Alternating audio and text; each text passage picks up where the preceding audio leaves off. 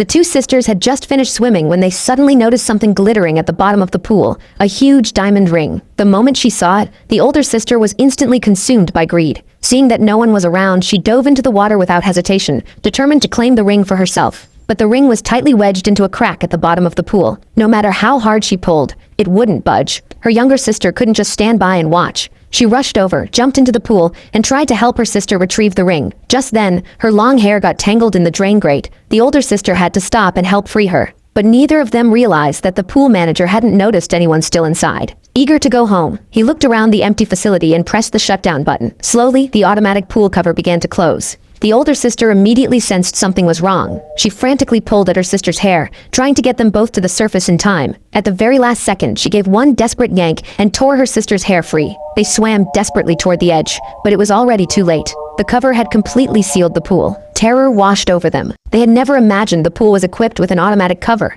Panicking, they pounded on it with all their strength, but there was no one left around. Even the manager had gone home. Despair filled the air. It was Friday, and the pool wouldn't reopen until Monday. 2 days without food or water. They would never survive. After a moment of calm, they decided to work together to pry the cover open. But no matter what they tried, it wouldn't move an inch. The younger sister lashed out in anger, blaming her sister's greed for trapping them. The older one took the blame, saying it was all her fault. If only her sister hadn't jumped in after her, they wouldn't both be stuck now. Still, arguing wouldn't save them. They needed to find a way out. They searched every corner of the pool, but all they found was an old swimsuit and a broken piece of plastic board. Then the younger sister noticed a small hole in the pool cover, but it was far too tiny, and they couldn't widen it no matter what they used. The older sister tried to cut it open with the plastic board, but the cover was too tough to break. The younger sister broke down in tears, screaming that the cursed diamond ring had doomed them. But at the mention of the ring, the greedy spark reignited in her sister's eyes. She dove back down once more, and this time, she actually managed to pull the ring free. At that moment, she noticed that the drain grate seemed a little loose.